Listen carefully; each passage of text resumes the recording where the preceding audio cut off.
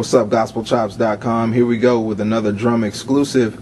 We got my man Drew from Philly gonna show us a little something on the drum kit that we can apply to gospel music. Drew, what you got for us? Well, first thing I want to point out,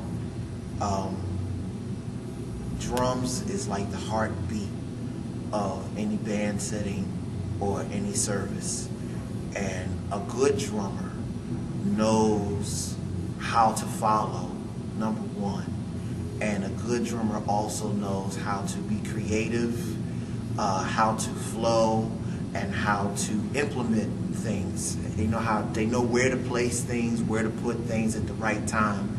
Like your cymbals is very instrumental in anything. It gives the drum set definition and body.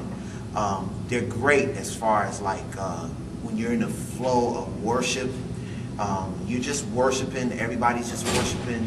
You have the organist that's playing a certain kind of worship feel.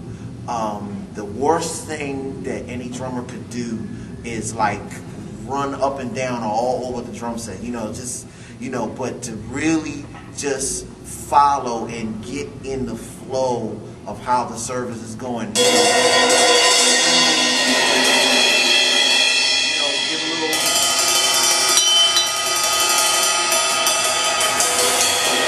This cymbals is definitely something that could really be used to set the atmosphere, because in musicians playing in church, that's what we do. We set the atmosphere, we set the tone for the service. What I suggest, which would be most effective, is use cymbals. Cymbals gives the drums definition. Good cymbals give drums definition. So you can have an organist playing a certain worship chord or what have you, and you just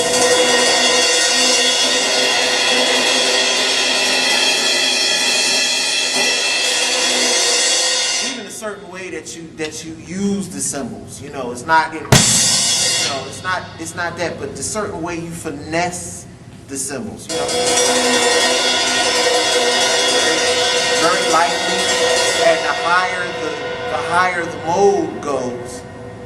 the mode goes, you can give it a little more attention.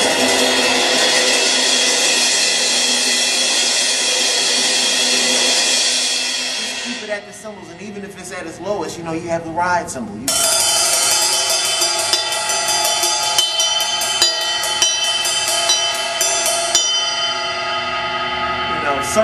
Certain effects that give certain tonality that helps in setting the tone and setting the atmosphere in the service that could prove to be very effective.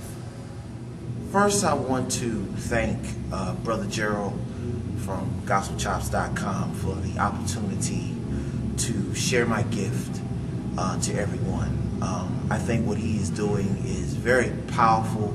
I think it's very inspirational, and a lot of musicians are benefiting from what he is doing. So, Brother Gerald, you are really forever in my prayers, and that I pray that God will really bless everything that you're doing.